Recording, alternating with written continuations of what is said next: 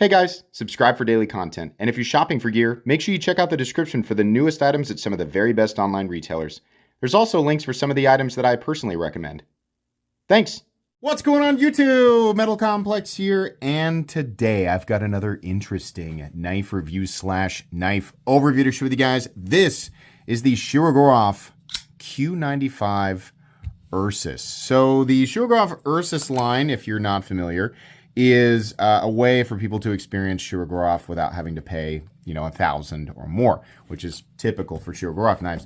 While it's still ridiculously expensive for a pocket knife, it is far less expensive than your flagship F95 or F3, et cetera, et cetera. The Ursus line is it's good, but it's always felt a little lacking. And I understand, they make the Ursus knives, they kind of, they do less of like the ultra fancy machining and finish work and things like that. And it allows them to get the price down. But it's always been lacking up until this knife. This is very, very cool. This is far and away my favorite of the Ursus line. And I'm going to go ahead and tell you right now at the beginning of this video, this is, in my opinion, the very best entry-level Shirogorov knife. It's far from an entry-level knife, but for Shirogorov, it is definitely the best entry Shirogorov that exists. Now, if you look in the description of this video, there are links for the listings. I don't know if they are still available. My guess is probably not if you're watching this video at the time that I uploaded it, but they will certainly do them again. I think that would be silly to not do them again, so still check those links. I'll try and have them set up as a search link so that it'll populate whatever is new. But yeah, they'll definitely do it again, and these will also be popping up on the secondary market. So I want to give you guys my thoughts and tell you guys what I like and don't like so much, but it is, it's a really good knife. Thanks so much to Recon One for allowing me to share all of the different colors with everybody in the unboxing.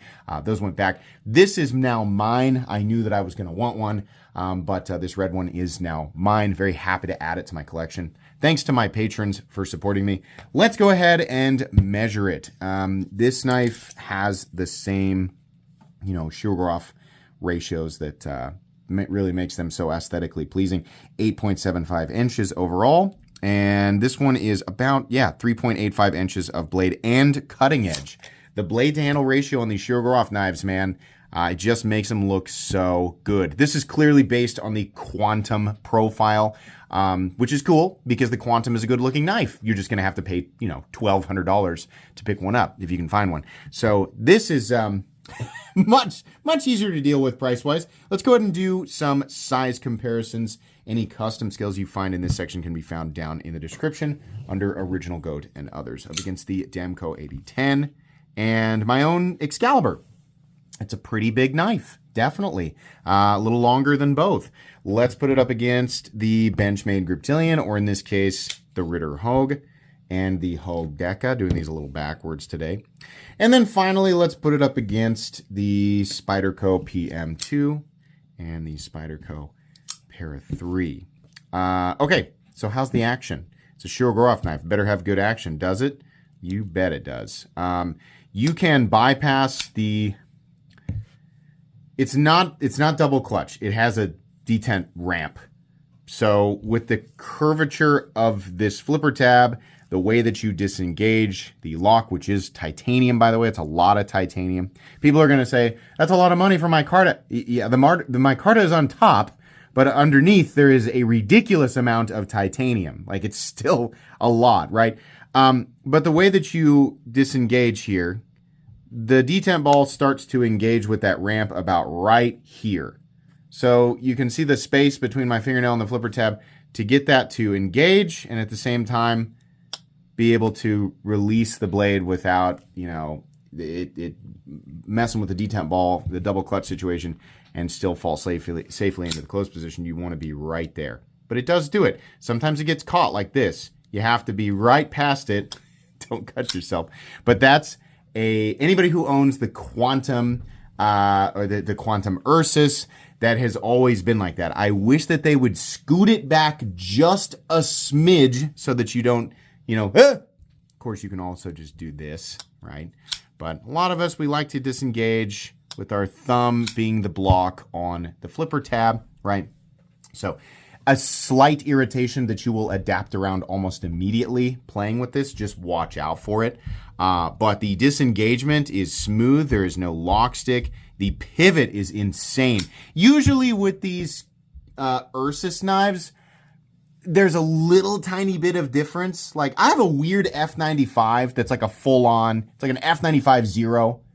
And it's just like ridiculously tight. Like it's smooth, but it's tight. All of my other Shirogorov knives are non-Ursus, and they are like insanely smooth. Like the F3NS, like the Technicarbo one I have in Vanax is like insanely smooth.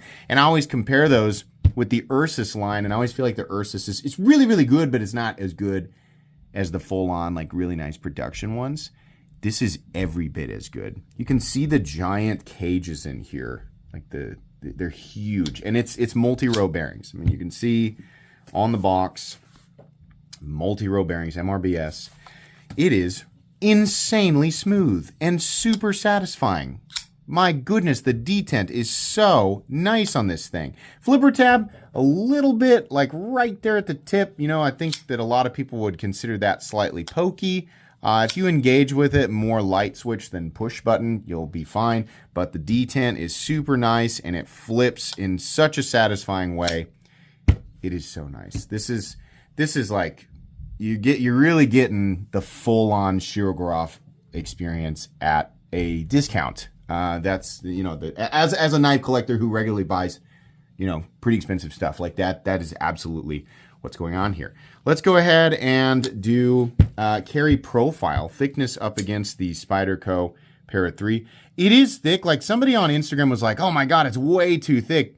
They didn't nest the liners, and honestly, like they probably could have, but I kind of also, it's very Shirogorov-y to like have all this exposed where you can see it.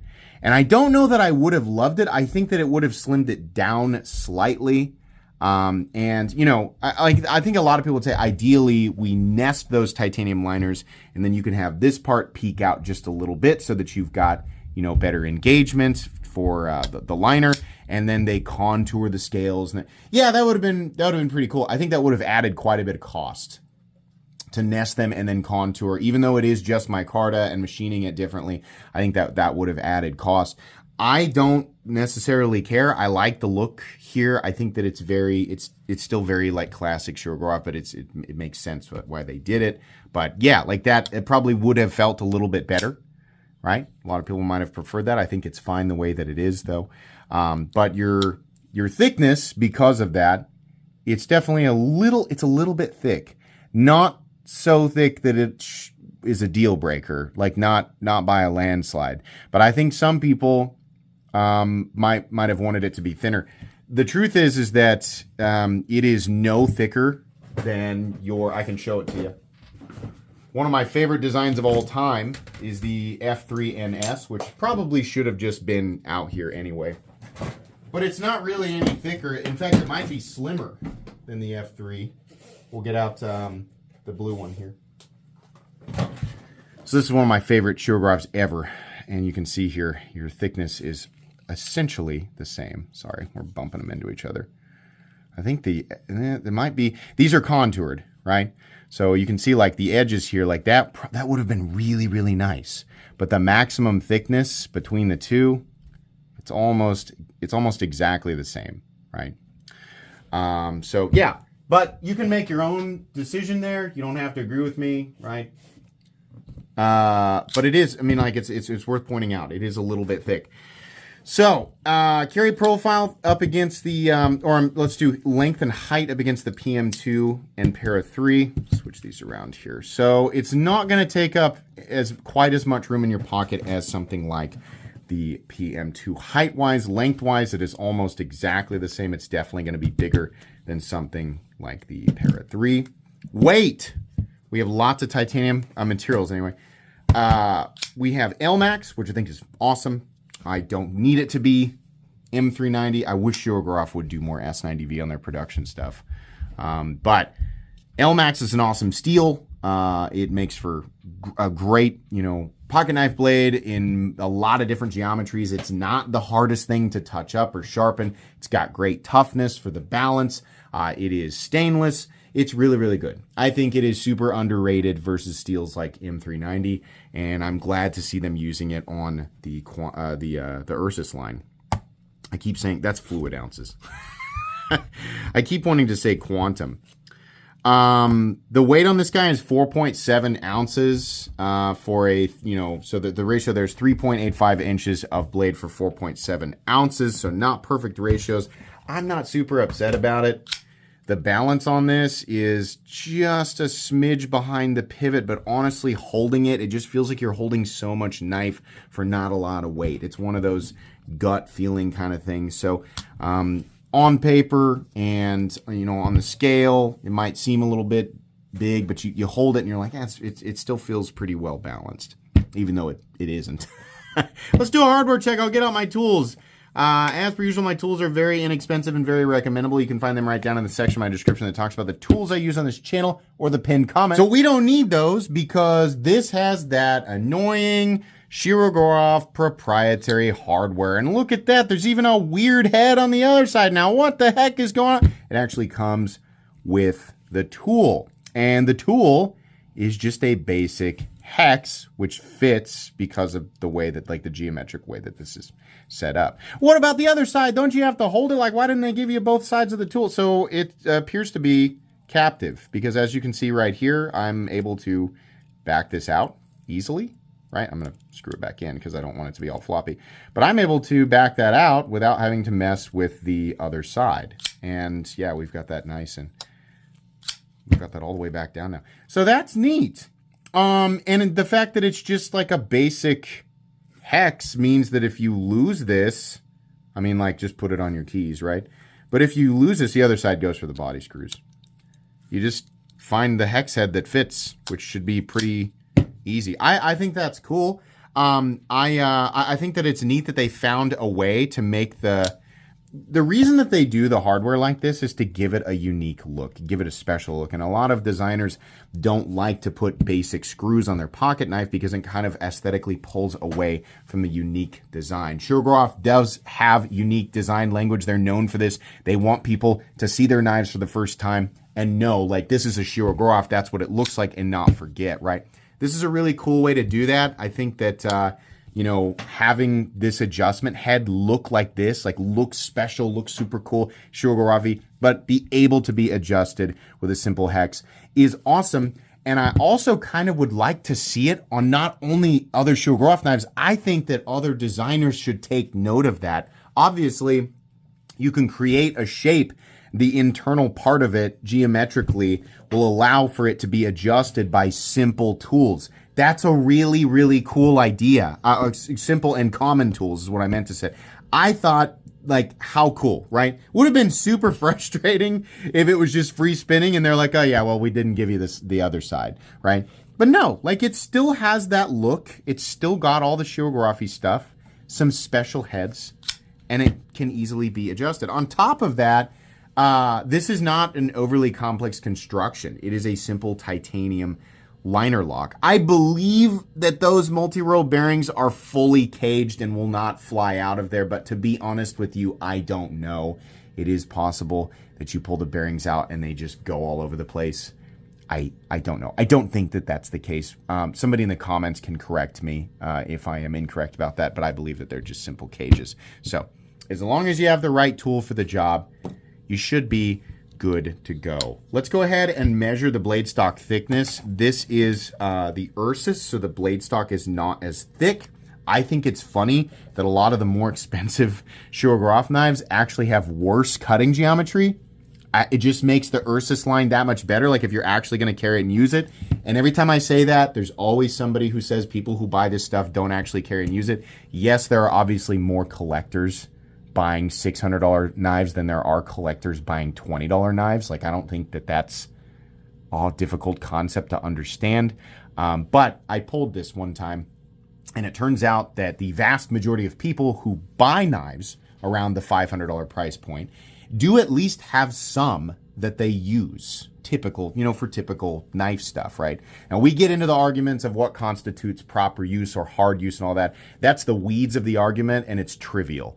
I don't know why people invest so much emotional energy into the core of that argument. I think that's stupid. Obviously, as the price goes up, you see more and more and more collectors. But there are definitely people out there who will purchase this knife and use it. It is far from, only collector zone. You're looking at north of $1,000 when we start to see primarily, the knives being purchased are being purchased solely to collect.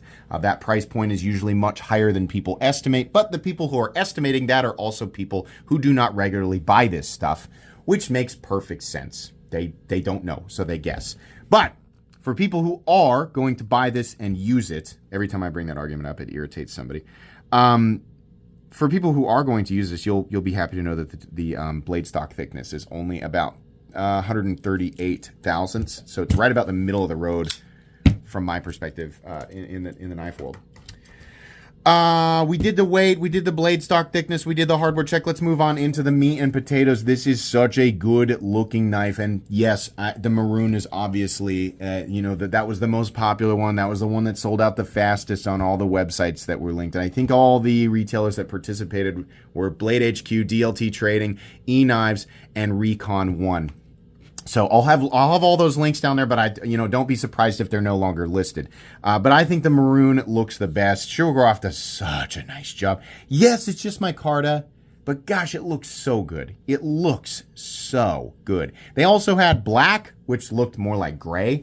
They had green, which also looked like gray. It was just a different, it's slightly lighter. And then they had blue, which was definitively blue. So this is the one that stood out the most. I hope that they take note of that and make a lot more red ones next time, because people definitely want them. This finish on this blade, let me see if I can get out a Shirogorov knife that has, more of that premium finish. Here's a standard F3. It's a much more expensive Shirogorov with a finish that you typically see, as you climb up there and it gets more expensive. It's much more like like an overcast sky. It's a lot smoother. This has more of a scratchy tumbling on it. Personally, I don't care. I don't think that this, obviously there's a lot more in this knife making it more expensive, but on finish alone, that finish isn't worth hundreds of, it is. I bought this, but I don't think there's that much difference in the finish. I think the finish looks fine on this. It looks good. Still looks like a Shirogorov knife. We have a flat that runs out maybe 60% the length of the blade. We have some jimping. I kind of wish that jimping was extended a bit further, but it is still nice and definitely functional. That edge is nice. Oh, that is a sticky edge. I own multiple Shirogorov knives. I will be the first to admit that there's a lot of variation in their edges. Even when you're looking at the exact same knife with the exact same geometry, sometimes their edges are just different. But this one, which has always felt good while I was slicing and cutting, is definitely ready to go. It's definitely wanting to slice. I like that a lot. I'm going to let you guys take a look at the Plunge Grind, because that is something that Shirogorov does not do, the best. Like, for example, on the F95, let's see if I can get the F95 that actually has the best example there. Here we go. So the Plunge Grind on this was pointed out to me by Neves. Oh boy, that's a thick one. Doesn't really matter much to me because I don't use this. I own over 400 knives. Even if I start aggressively using all of my nicest knives, I'm still not really ever going to need to sharpen them that much that it's going to have to matter. It would only be if I was dedicated to one knife. But some of you definitely do, so it's something to consider. This has a better Plunge Grind. It's got more room. But it still could create if you really are going to buy this and dedicate to it, you're going to use it quite a bit weekly, and you're going to sharpen it over and over again. Yeah, you might get down there, right? It still would take quite a bit of use to get to wear that down to where it creates a problem. And when I say problem, I mean the back of it just ends up looking a little screwy, and it's not quite as sharp as the rest of the blade. We're talking about that, right? But that does bother some people. it depends on who you are and what bothers you and how much you're going to use it, right? For the vast majority of people, it's not going to matter. But I still want to show it and let you guys look. We got the Bear, looks good. We got the ElMax on the other side, also looks good. We have a little bit of spit there because I get excited when I talk about pocket knives. And then that's pretty much it. There's not anything else really going on with the blade. I think it's a good, like the blade is kind of, you know, it's a trailing, well, truthfully, the spine is actually perfectly straight. So I don't know if we can really call this a trailing point or it's not Persian, right? It doesn't curve. But it looks good. The lines on this knife are so beautiful. I love the pivot color. I'm glad they did a pivot color, not just the standard pivot. Looks great. Love the milling lines down here. Backspacer, real plain. Really wish that we got that gear pattern backspacer, but it's okay. And they did sort of still mill the little chamfered lines on the inside of the liner so that it gets that cool, like kind of three-dimensional. It's not flush. That would have looked super lazy. So they still did some fun stuff back here, and they got the nice little lanyard area. It's nice. It still has a lot of detail. Not quite as much detail as something like, you know, here's the full-on Quantum Gen 1. Like, this has got a lot of extra going on here, and it's got the fancy finish. It doesn't look as good with the standard pivot, but they did, you know, sort of bevel the inside of that, and it's got the milling. Obviously this is full tie, right? And it's got the nicer finish on it. But I mean, here's the thing.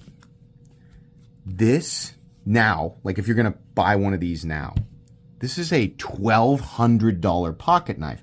It's really nice. Is it worth that? No. Do people pay that? Yeah. So it's just gonna be that. It might even be more now. How much is this guy? It's not quite, I mean, there's a lot of things here that people would find, you know, that would have like the preferences, you know. I think the Gen 2 Quantum has a thinner blade. This is a thinner blade, right? The handle's a little thicker, which some people, you know, like or don't like, whatever. Smoothness, it feels pretty close. I mean, if I'm being honest, the Quantum is extreme. It's just crazy. This is still really good. So the difference in price between these two, $1,200. What's this? $660. Now that's still a lot of money, and plenty of people watching would say, I'd never spend anywhere close to that on a pocket knife. Listen, maybe you won't, but every single one of us who ever eventually did spend $660 or more on a pocket knife said the exact same thing. No one ventured into this knife world going, you know what? I feel like spending 20 times more on a pocket knife, you know, than I've ever spent before. No one. We all go, what? That's crazy. And then we slowly, you know, you watch channels like mine, and then you learn about it. And you go, well, okay, like, maybe not that much, but maybe I spent over 100. You know, I mean, but God, I don't know. Got the $100 knife. There's a $200 knife I like. That's a lot of money. You know what? I'm just going to go ahead and do it. That'll be it. Just one more. That'll be my ultimate knife. I'll never do it again. And fast forward, I don't know, like 2 to 6 months, and you're already looking at 600 plus. Right? And it just goes up from there. 1,000, multiple thousands, right? Some people draw the line at, you know, really do draw the line at a certain point. I'm still climbing the ladder, but yeah, $660 is a lot of money for a pocket knife. That's what we're looking at here. So quite a bit less than this. And, you know, if you were to tell me which one do I think is a better deal, dollar for dollar, easily this one. The Quantum is cool, but it's not that cool. Like, this makes way more sense. And it's still, I would say it's like 85 to 90% of everything that I enjoy about the Quantum. I love the pocket clip. It is sunk down into I love how it looks. It's sunk down into the micarta, which I'm wearing sweatpants today. So I can get it in and out of the pocket. Same with my cargo pants, which is what I was carrying this in. I have to hold the pocket. It does a great job of holding on. The tension on the pocket clip is insane. But the way that it's curved underneath does allow your pocket material to slip underneath that pocket clip and then back out. Easy. I'm not going to say fairly easy. It's easier than expected. But some people might find it irritating. If you wear pants with like a really thick pocket seam, you're not going to like that. But You can get it in and out. It's not as bad as I thought. I've definitely handled worse. Everything about this knife in terms of fit and finish is absolute perfection. I love this area here. You can touch the back of that if you push down hard enough, but that's pretty unlikely. And obviously by the time you flipped it, it's out of the way, and the landing zone back here is really, really soft. I like that a lot. Ergonomically, everything is fine. It doesn't feel nearly as good as like the F3NS, obviously. Like, that's one of the most comfortable knives in existence, but it's fine. The flipper tab right here is, while it's slightly irritating to flip, especially if you push button it, it does not make for the most comfortable choked up, I mean, as far as you can, position, right? You almost have to like back off a little bit. And then there, it's just like there's some slight blockiness because the scales are not contoured and they're fairly thick, but it's not bad, right? Ergonomically, it is far from the best Shirogorov knife, but I think it's fine. That's how I'd put it. Obviously, your lockup is absolutely solid. There's quite a bit of shouldering around that stop pin. No blade play up, down, left to right. No lock stick. No double clutch. No pivot lash. Ridiculously smooth and consistent in here. That'll only get better over time. Fantastic detent. And then obviously, it's a Shirogorov. It's going to be perfectly centered with no detent lash. Is this a recommendable pocket knife? Oh my God, no, it's $660. What's wrong with you? If you're just looking for a good pocket knife, boy, I got a playlist called Cheap Knives I Like. 75 bucks or less. I think there's 260 uploads in there. Start there. Now, for Shirogorov fans, is this worth picking up? Yeah. If you're shopping at if you're just like looking for a Shirogorov knife and you're like, what's a good like dollar for dollar knife? Well, it's this one. This is the best one, right? This is the best entry level. I'm not saying it's the best Shirogorov. I'm saying it's the best entry Shirogorov. This will tell you whether or not you are going to, get into Shirogorov knives. Like, this is where you start. It's really great. I think it makes a good, it makes a good EDC. It's a ridiculously expensive EDC, but it does make a good tool. I think it's fine, right? Just don't abuse it. It's got a pretty fine tip. It's obviously a knife. Use it for knife stuff. For people shopping in the $600 to $700 territory, is this a good buy? It's okay. There's, you're in like Koenig territory, Holt territory. Like, those are a little bit higher, right? But it is very, very nicely made. It is a production knife. This is not a mid-tech. It's definitely not a custom. It's a production knife. So you can get a full titanium XM18 built in the USA for $625. You can get a full titanium Demco MG8020 for, I think, about $650. You can get a Chris Reeve Umnumzon for, what are those, $550.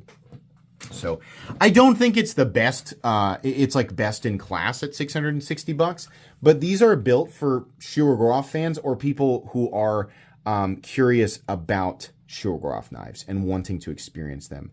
It is a very, very nice knife, and all the way around I am not upset at that price tag, but it is exceptionally good when you compare it to other Shirogorov knives and even other entry Shirogorov knives. I think that this is miles better than the Ursus Quantum or the Quantum Ursus. It's fine. Like, that was the one that I recommended. This is way better. I just think it's awesome.